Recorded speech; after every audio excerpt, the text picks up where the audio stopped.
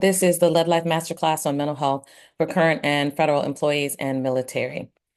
So thank you so much for coming. I'm Dr. Virginia. I'm the Chief Medical Officer with Lead Life Psychiatry. This is the third in a three-part series. We will be doing future masterclasses on mental health, but this concludes the one on current and federal employees as well as the military. So this was for anyone who is a current or federal employee, current or retired military, or a spouse or loved one of any of those different categories. Just a friendly reminder while we're waiting for others to come in, just a few rules, and we do this with each of our master classes. Turn off your camera and microphone except for comments. So if you're joining live and you do have a comment, you can raise your hand and I should be able to see that, or put something in the chat and I should be able to see that. I do often have folks that will come in, at least one of our team members will come in and help me know if there's a comment out there. Or if you're seeing this through YouTube or another platform, LinkedIn, then you can always leave your comments there as well, and we'll respond to your comments. Unfortunately, if you're not joining live, it may be a little bit of lag time between when we see your comment and we're able to reply, but we certainly will reply as soon as possible. Comments are certainly welcome throughout the presentation. So again, if you're attending live, you can put the comment in. Information that's shared, of course, is not medical advice. I am a board certified psychiatrist, but I'm not your board certified psychiatrist.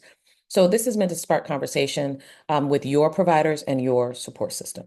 Here's our learning agenda. Each time we've had this series, we've talked about one of these three topics, and the combination of them together are part of a trauma-informed program. And I like to give honor where honor is due. This is one of the trauma-informed trainings that I took, and there is a healing the trauma course, and some of the information has come from that in terms of the overview, the empowerment, understanding stress and trauma, and creating life change. But of course, the content that's there is content that's been updated based on my expertise as well as the expertise of the people that helped to build this project out.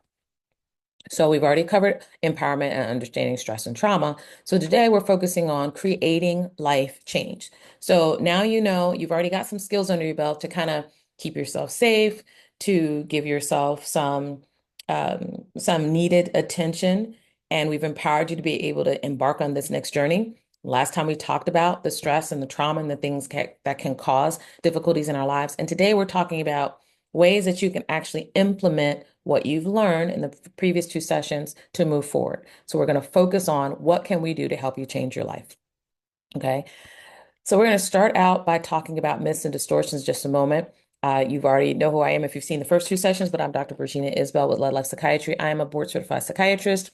I'm an interventional psychiatrist, which means that in addition to therapy or medications, I actually will use procedures to help people get better. So Spravato or ketamine, using TMS or transcranial magnetic stimulation.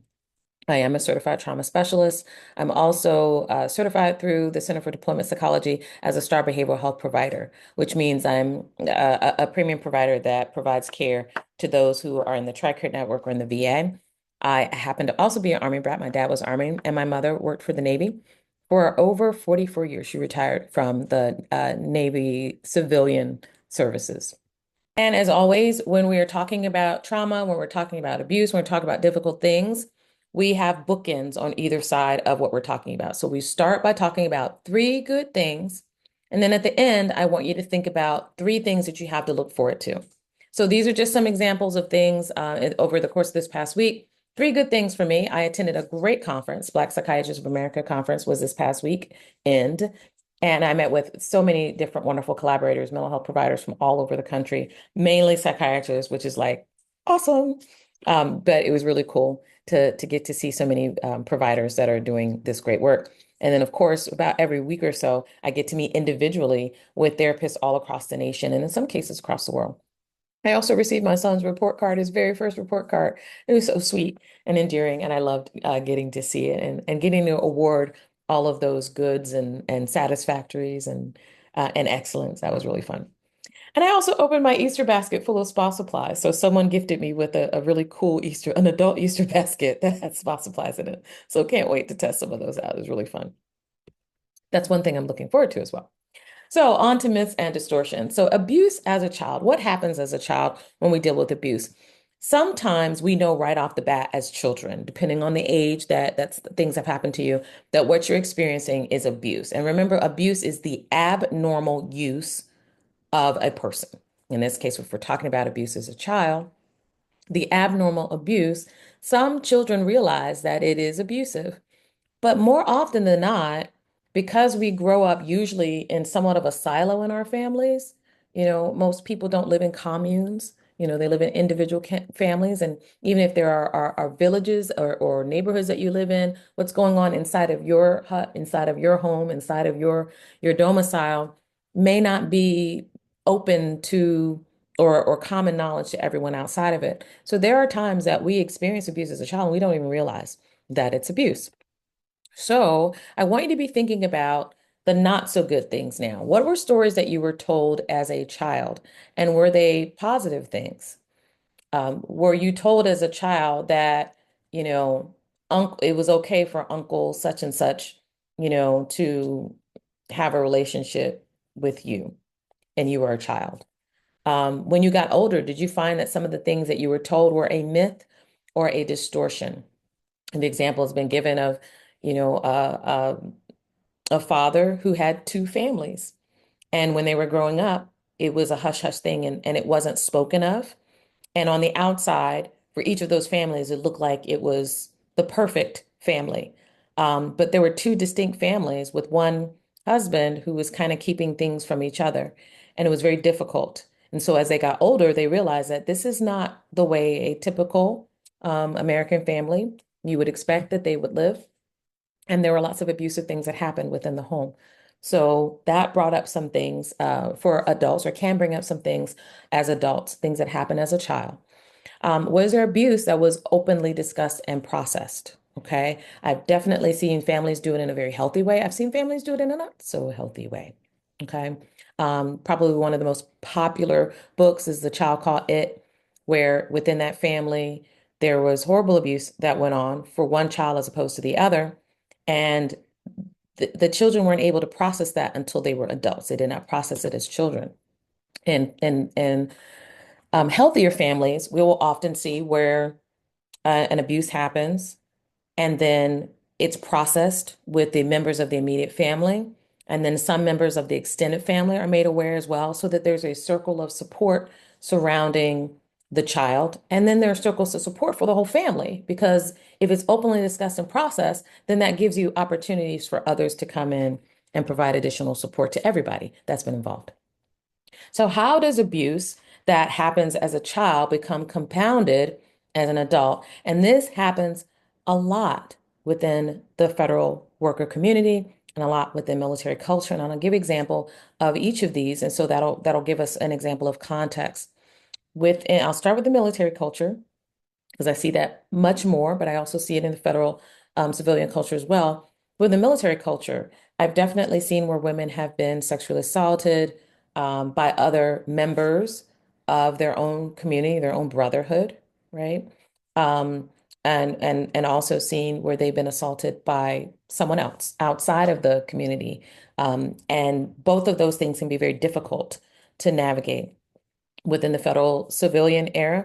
I've seen harassment cases, multiple harassment cases, where a supervisor is taking advantage of a supervisee. And when I'm asked to consult on those cases, one of the things that we do automatically, and often we automatically do because we know someone may ask for it later on, is what happened as a child, and could the things that happened as a child be causing some of the symptoms that the person is having now versus nothing as a child and all of the symptoms that are currently occurring being a result of adult harassment or adult sexual assault. But if things have happened as a child, there's always compounding factors and there's always compounding results. So then we do have to delve into, as a child, did you have these types of abuse? So first we're looking for, was there individual one-to-one? Was there familial, which can make it even more complicated? If a stranger assaults a person, that's one thing, but if father, brother, cousin, that obviously complicates things a lot. Group, where was there one adolescent, but they were part of a peer group and there was abuse that was going on? Again, complicating factors. And then, of course, as we talked about last session, institutional abuse. How are we thinking through things where a person goes to an organization expecting help and then they're harmed, right? A person that's hospitalized and then gets taken advantage of. We've all heard the stories of a person that was admitted to a unit, admitted to a hospital, and then a ward, an aide, someone who was supposed to be looking out for them, being a part of the plan of care, and took advantage of a vulnerable adult. And then that results, obviously, in trauma for that person. And then which type of abuse are we talking about? Is it physical abuse? And usually we think of physical, and I did separate them because of the way we think about it, but let's think about it even more. Sexual abuse is a type of physical abuse, right? But is it physical abuse? And usually we think physical abuse, a person, it's violence, it's hitting, it's some type of a weapon that's been used, but non-sexual assault. So if you were to look at the categories, usually it's physical abuse, non-sexual, physical abuse, sexual. And then there's emotional abuse or psychological abuse. Now, how can you start going towards the path of, after you've recognized there is abuse, healing from that abuse? Well, being able to communicate with an informed therapist is paramount to being able to do that. And I'm a big proponent of seeing a trauma-informed provider. And I will tell you, therapy is kind of like exercise. When a person says, well, what kind of exercise should I do? The common phrase is, well, whatever exercise you will do, right? I'm not going to give you a prescription to go run a marathon and you hate running. I'm not going to give you a prescription to go swimming and and swim laps when you cannot swim. But the type of exercise I want you to do is the type that you're willing to do, what you like, or could learn to like that you're going to do. It's similar for therapy. The type of therapy that I would recommend for a person, just as a broad category, is working with somebody that you like, that you're willing to work with, that you are at least interested in going to sessions, because there's no worse thing for therapy than for you to not show up. There is no therapy if you don't show up. So the height of resistance is when a patient just decides not to come. And so if you really don't like the therapist, you really have no trust for them, you have no belief in the work that they can do, that's not the good therapist for you. So starting with a trauma-informed provider, especially if there's been a history of trauma or abuse, but someone that has expertise in your field. If it is a person who you've experienced sexual abuse, you want to work with someone who's at least had patients, whether they're training patients, whether they are actual patients that they've had for a long time, individual group therapy patients, with some type of expertise in working with people with sexual abuse. If you had childhood sexual abuse, you would want to work with someone who's got some expertise in that. If it's adult or assault, especially if it's military, perhaps you want to work with someone who's familiar with working with military patients, which is why the Center for Deployment Psychology is so very important. You want to be able to trust that person. We had an issue that came up just recently where a person wanted to seek care with us, but already had raised some concerns about their ability to trust, their comfort working with certain types of people within our group. That's not going to be a good fit. I can already tell you, I can already tell that patient, this is not going to be a good fit. Let's see if we can work on finding someone else that you might feel more comfortable with. And I'll be very honest, we get a lot of people who want to work with us because we tend to, the majority of the people that work in our practice tend to be people of color. They also tend to be women of color. So we often get other women of color who want to work with us. And I think that lends itself to the ability to have comfort and then trust that the person that's sitting on the other side of the desk or sitting on the other end of the couch gets you. Everybody wants to feel like they're being heard and understood, that they're being listened to. And if you feel like that person can't listen to you or can't hear you out, then that might not be the best person for you. But wait, there's more. Of course, you want to make sure that they're really able to meet your needs in terms of their expertise level, their credentials, and what they can do and what they can't do, their experience. If a person's trained in a trauma-informed program, but you're their very first patient and they've never worked with anyone else before, it doesn't mean that they can't be very good. It just means that you just need to know up front what level of experience this person has and just kind of be thinking that through. Their location. A therapist that's able to provide you mental health therapy does need to be licensed in your state. Okay, I'm licensed in many states, but the states that I'm not licensed in, I can't do therapy. I can do mental health coaching, where I can coach that patient through with generic options and then work alongside their in-state therapist or work alongside their primary care doctor, but I can't do therapy. Finances. Are you trying to find someone that will take your insurance? Are you willing to pay out of pocket for the rest of those things that we just talked about, right? If that person has more expertise, you feel more comfortable with them and they're able to meet your needs, you might be willing to pay for someone that's out of network or that's a higher tier in your insurance just so that you can get your needs met. Are they able to support you in meeting your goals? And then that last part, remember I said I'd come back to this, the 3-session trial. You want to make sure that the person who is working with you understand that the very first meeting is just that. It's the first meeting. Usually they're gathering information from you, and that's about it. Just hold on one moment, guys.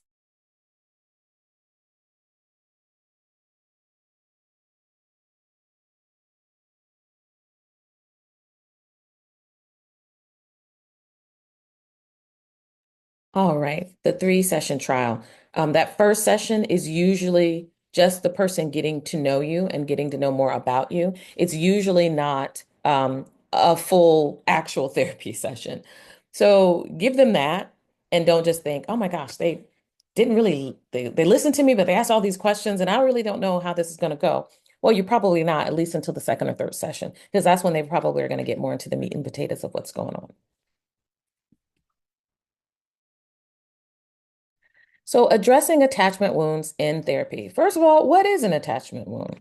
So, attachment is the ability to make a secure bond at birth and in the early years, right? And so, that baby that's just born, being able to have them know that they're imprinting on you and knowing that you are mom or you are dad or you are a caregiver and you're going to keep them safe and meet their needs, that fosters attachment. They're able to attach to you and imprint on you and know that you are safe and you're going to take care of them. And they can trust that when they cry, you're going to give them food or change a diaper or keep them warm. And when there's a problem or danger or something else, you're going to take care of them and keep them safe. You're going to provide for the care, custody, and control of that infant and that child. But what if that doesn't happen? If that doesn't happen, then what ends up happening is if it's not a positive attachment style, or if we have different attachment styles, but it's an insecure attachment, you're here today and then gone tomorrow. All of those things can cause difficulties in emotional regulation, low self-esteem, and challenges in forming healthy relationships with a child. And as you can imagine, children, we learn by mimicking. We learn language by mimicking. We learn social skills by mimicking. We learn safety skills by mimicking. And so if you're not able to mimic someone who is reliable, who is safe, then you're not going to develop those skills. So then what happens as an adult when there's additional abuse piled on top of that, where you're already kind of starting out um, not on the same ground level as another person who's had a positive attachment. So then you're likely to have difficulties with emotional ability. So then when an additional stressor comes on, then you're having a really hard time with that. Also, low self-esteem again. And then the low self-esteem can manifest itself in personality disorders. We do not diagnose personality disorders below the age of 18. So we wouldn't say personality disorder for a child, but it can, you can see personality disorders in an adult. So low self-esteem is actually indicative of personality disorders and multiple low self-esteem is an indicative symptom of several personality disorders. So for example, narcissistic personality disorder, they tend to have low self-esteem. Borderline personality disorder, same thing. Challenges in forming healthy relationships later in life. So a person has had abuse as a child, when they go on to have a relationship as an adult, they may be dealing with trust issues. They may be dealing with safety concerns. And then, of course, these are heralds for poor mental health and mental illness diagnoses, as well as, again, perpetuating the poor social skills if they're not learned. What happens with good therapy? I love this. One of my favorite therapies is cognitive processing therapy. I don't get to do it very often. I basically get to have one patient at a time. So 1 to 2 patients every 90 days because it takes 12 weeks to do. But with good therapy, these are the areas that you're hitting: safety, trust, esteem, intimacy, and power and control. You're helping that person navigate life and getting to a place where there's an increase in safety, there not only for themselves, but also feeling like the world around them is a safe place. Their ability to trust themselves, trust their decision making, trust that they can make positive decisions and make a positive impact on the world, their ability to trust others. Their esteem does not become overinflated, but becomes positive. They have confidence in themselves. They start seeing the world as a better place. Intimacy, the ability to into me see, the ability, and there are all types of intimacy, the ability to have um, shared experiences, to have another person invited into your world and allowing them to see things that just the average person wouldn't be able to see, and a sense of power and control. Good therapy is going to help with all of these areas. And because it helps with these areas, overall, you're going to have an improvement in mood. You're going to have people that are depressed or anxious feel better. You're going to have increase in self-awareness. You're going to have people that feel like they have an increase in compassion for others as well as compassion for themselves. So that's what good therapy will do. Now, when people are in therapy, one of the things that's a little bit of a pitfall is sometimes people will say, "Oh my gosh, I've been in therapy for years and I feel like I haven't gotten any better." First of all, I don't think that most people need to be in therapy for years. I do think that people need to be in therapy for the period of time that they need to reach whatever their initial goal is. And then if they decide to move on to another goal with the same therapist, that's fine. But then I think that that changes, it's a perspective shift to think that, okay, I'm not just in therapy for years. I was in therapy for this period of time to work on this particular issue, and then it got better. It's kind of like when you're working and you have projects. Yes, I may have worked I'm thinking about my mom, for example, may worked for the federal government for 44 years, but she didn't work on the same thing for 44 years. She had multiple jobs over that time, worked for different supervisors during that time, and continued to grow and evolve her skills over that time. So there's lots of growth if you're in therapy and if you're in a good therapeutic relationship. And sometimes needing to change therapists can happen, and that's not a bad thing. The only therapy that I think that takes years and years and years and years and years is psychodynamic psychotherapy, and that's a different type of therapy, not so much what we're talking about right now. Where have you come from and where are you going? I want you to think about that when you're acknowledging your growth. How far have you come from where you started? I've had some people that will tell me that they were in highly abusive relationships, highly addictive relationships. They weren't able to keep themselves safe. They weren't able to keep their family members safe. And no, they're not perfect right now, but they have come so far from where they started. And I think that that deserves a great deal of respect and admiration because they have put in the work to get to another place. And I'm really big on enjoying the journey along the way. I do get to speak to a lot of parents on the with children on the autism spectrum, and we talk about enjoying the journey. It is difficult. I'm not going to lie to you. It's difficult. Therapy is difficult. Dealing with challenges in life is difficult. Taking care of a loved one, being in the middle generation, that sandwich generation where you're taking care of your own kids and you're taking care of your parents. No, nobody said that that's easy. But learning to enjoy the journey along the way reminds you of where you've come from, and being able to set a little milestones or markers to show where you've come from, phenomenal when we're able to do that. So I want you to consider ways to celebrate your wins, both small and big. And I just wanted to share something that I think would be helpful. So being able to acknowledge not just where you've come from, but then to reflect on, I've come from this place to this place. I'm acknowledging it and I'm recognizing this as a win.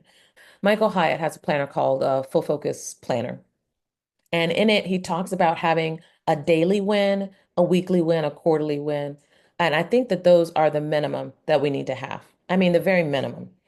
Having deciding that I'm going to have this goal. And when I hit this goal, I'm going to celebrate the goal that I have achieved. I'm going to reflect on what I did, reflect on how I got here, and then celebrate this win. I think that's huge. Being able to journal about it, journal as you go along, I think is really important.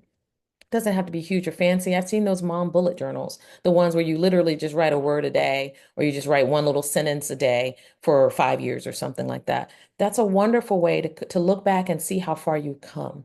Because the time moves fast, right? It doesn't wait for any of us. Being able to share your accomplishments and your achievements with others, that's one of the reasons that people give out certificates and diplomas and acknowledge when you go from one phase to the next in life. being able to share those milestones. I love it. There's one of these little things on LinkedIn, for example, and this is a LinkedIn masterclass, of course.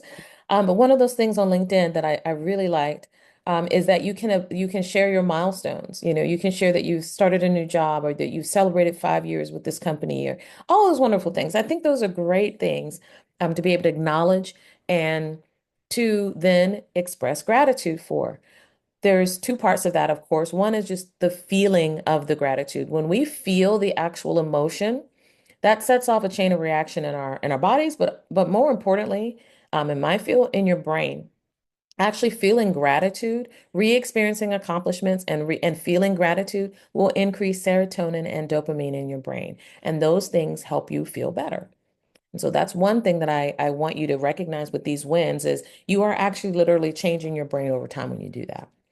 And then practicing gratitude, not just feeling gratitude for yourself or feeling gratitude for other people, but putting it into practice. I have a colleague who actually writes the physical. I try to write the physical ones as well. I think they're a little bit nicer, but actually writes the physical thank you cards to give out to people that have impacted their life.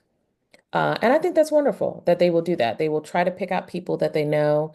I'm not sure if they do it daily or weekly. They'll pick out people, they'll pick a person, and they will just write a thank you card.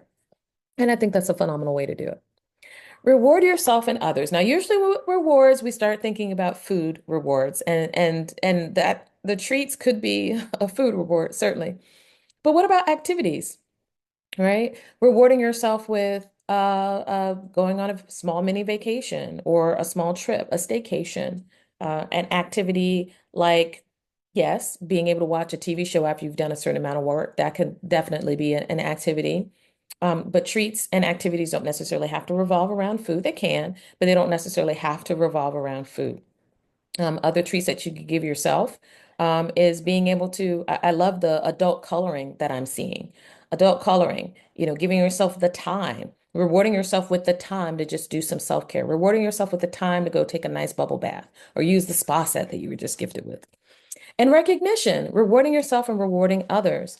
Take that practice of gratitude to the next level, creating certificates of recognition for people, creating a certificate of recognition for yourself or a marker for yourself. There's a really cool movie called The War Room. And in it, the woman has a tendency to pray for certain things. And when the prayers are answered, she recognizes them. She has a wall of remembrance, and she actually will write down the answers to prayer in this wall of remembrance. So your homework is to schedule an appointment for yourself, okay? And this doesn't necessarily mean with a therapist or a doctor. You can. But I want you to schedule an appointment for yourself to do something for yourself that needs to be done. Okay, you haven't had it's April. I'm trying to think of major illnesses that we think about for the month of April, but let's say you haven't gone for your annual physical. This would be the time that I would want you to schedule your annual physical for this year. Let's say you have not gone and done some work in your garden that you needed to do. Now is the time that you're actually going to pencil in an appointment for yourself that you're going to keep, right? You wouldn't just not keep an appointment, but an appointment for yourself that you're going to keep, you want to go ahead and schedule that. Okay. One other thing that you could do is make sure that you schedule an appointment for yourself for something that you really maybe need to do, right? If you haven't had a massage and you've got a lot of tension in your neck or your back, and it's been a while since you took some good self-care, this is a great time to do that. And in the closing, three things to look forward to. I've already told you one. I'm going to be using my spa kit for one of my three things that I'm going to look forward to. But there are two additional things that you could be thinking about to looking forward to, not just a small self-care activity. Is there a graduate? It could be a further away as well. So the things when you're looking forward to can be initial things or further away. Usually, I like to think in threes. Our brain tends to think in terms of threes, but pick two things close, one thing far. So it could be I'm going to go use my spa kit the next and have a nice long relaxing bath. That could be one close thing. And then another close thing would be um, my son's report card. I'm going to go and celebrate all those wonderful grades that he got, and we're going to go and do something, a fun activity, right? Maybe go to a park that we normally don't go to, a little further away. And then a farther thing that you're looking forward to could be something like a vacation. If you've got a vacation coming up, that's something that you can be thinking about. Okay. All right. Well, we usually do run through these slides at the end just to remind you that the strategies are what we want to create, and then we're using the tools. Those are our those are the coping skills that we have, right? The coping things that we're creating. So a coping skill could be taking a deep breath and relaxing, embracing the five senses, being in touch with your thoughts and feelings. But the strategy is I'm creating a self-care toolbox, and these are the tools within my toolbox. If you felt any of these symptoms, eating or sleeping too much or too little, having low energy, feeling unusually confused, on edge, scared, problems with focus or feeling off, or sadness or dreading daily tasks, it might be that you have an underlying condition that needs to be looked at. So, what I would want you to do is please don't hesitate to seek professional help. Please consider you can always call the Lifeline, which is 988. Instead of calling 911 for a regular emergency, 988 is the equivalent, but it's for mental health. It is a talk line if you just need to talk to someone about mental health concerns. They will walk you through. If you need to get in touch with someone, they can do that. If it is more of a life-threatening concern, or crisis, they can support you as well, no matter where you are in the United States. And if you happen to be watching this and you're not in the United States, that's okay because the vast majority of countries do have a similar number. They have a mental health crisis number. So please look that up in your geographic area. And if you, again, if you're in the US, you can also text the word home to 741-741. Of course, I want to thank you for coming to our last session and this particular mental health masterclass. We will have more to come, additional series in the future. So please be on the lookout for those. Of course, if you had questions or concerns, you can, if it's a comment or a question that you can, you feel comfortable leaving on the platform that you're watching, if it's YouTube or LinkedIn or wherever it may be, you certainly can leave it in the comments. But if you have a more specific question, including how to work with us, for example, you can always send that message to support@ledlifellc.com. Okay, if you have any other questions. All right, want to thank you so much for coming in with us. We really do appreciate having you. And as always, we hope that you have a very blessed day on purpose. Take care.